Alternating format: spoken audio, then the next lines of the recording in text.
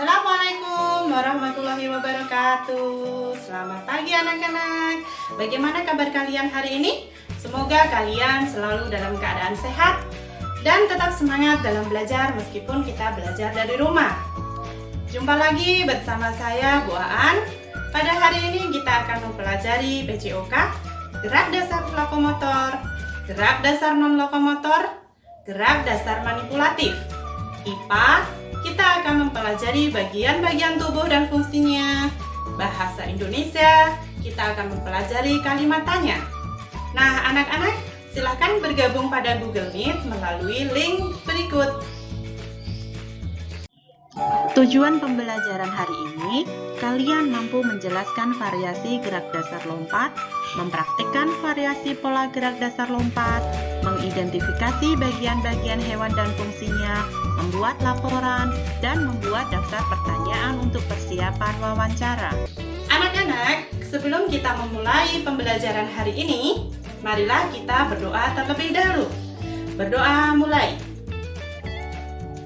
Berdoa selesai. Nah, anak-anak, apakah kalian mempunyai hewan peliharaan? Pasti punya ya. Nah, bagaimana cara kita memperlakukan hewan peliharaan? Iya, kita harus menyayangi dan tidak menyakitinya. Anak-anak, hewan memiliki peran yang sangat penting bagi kehidupan manusia sebagai sumber daya alam hewani yang dapat digunakan untuk memenuhi kebutuhan hidup manusia, seperti dijadikan bahan makanan, dijadikan benda seni, sarana bersosialisasi dan mengembangkan budaya. Nah, dalam kehidupan sehari-hari, kita sering melakukan gerakan-gerakan dasar seperti berlari, berjalan, merangkak, duduk, mengangkat benda, atau melempar benda. Nah, untuk selanjutnya kita saksikan tayangan berikut ini.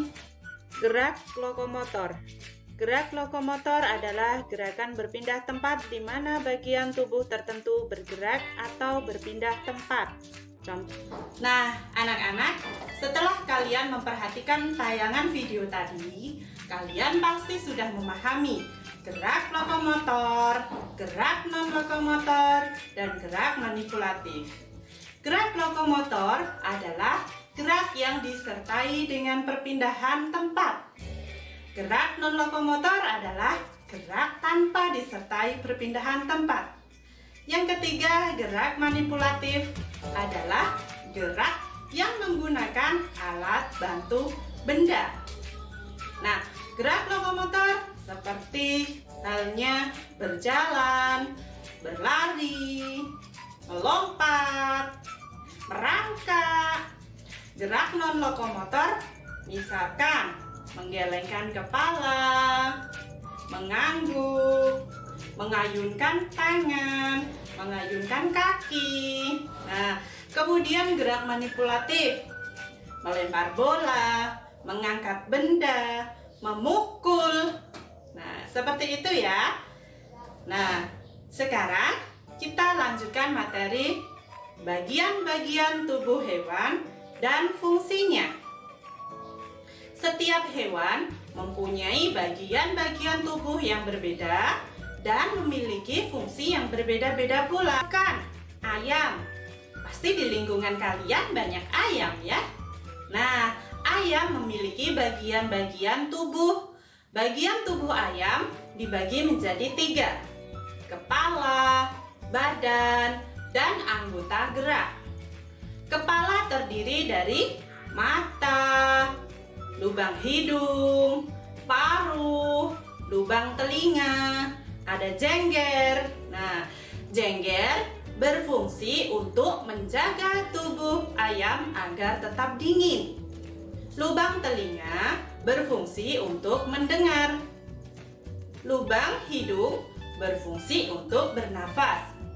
Paruh berfungsi untuk mencari makanan atau mengais makanan dan memakannya.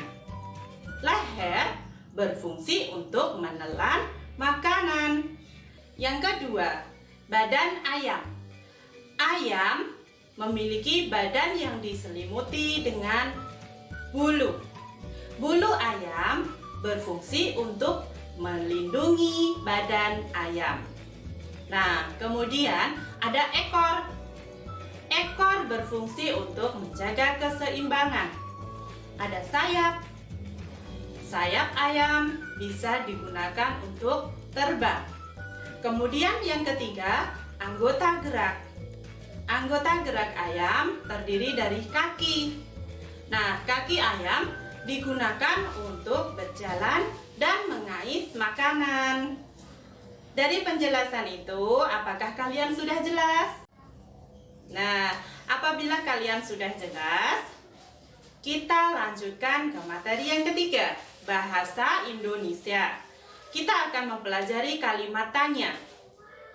Kalimat tanya adalah kalimat yang digunakan untuk memperoleh informasi.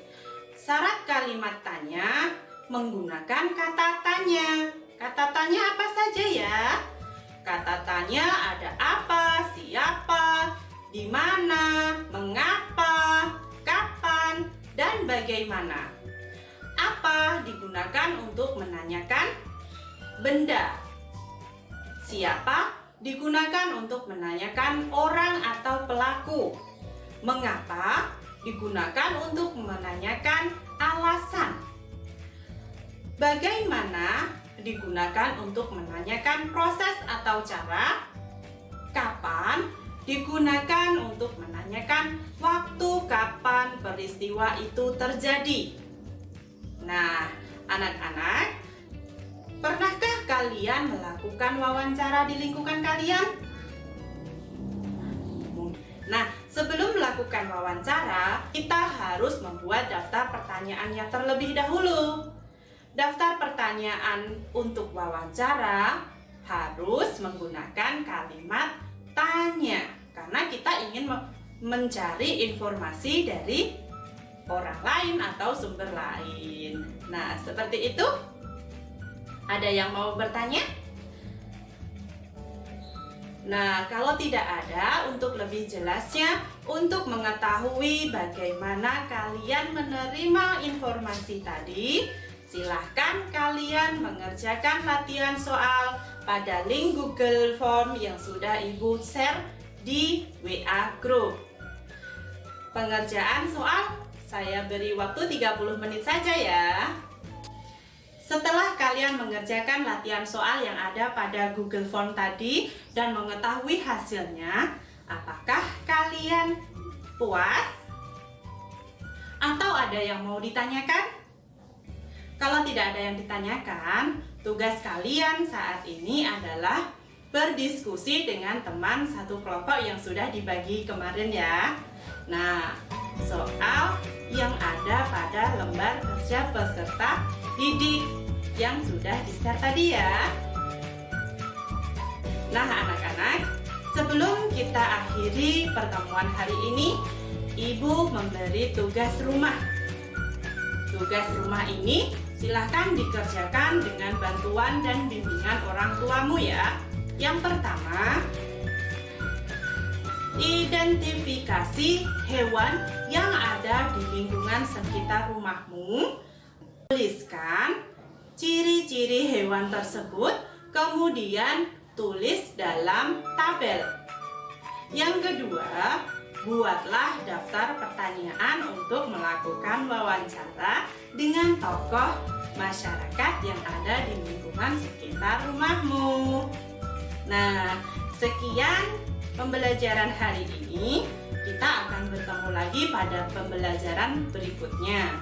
Jangan lupa patuhi orang tuamu, jaga kesehatan, jaga kebersihan. Jangan lupa selalu gunakan masker sebelum kalian pergi keluar rumah atau bertemu dengan orang lain.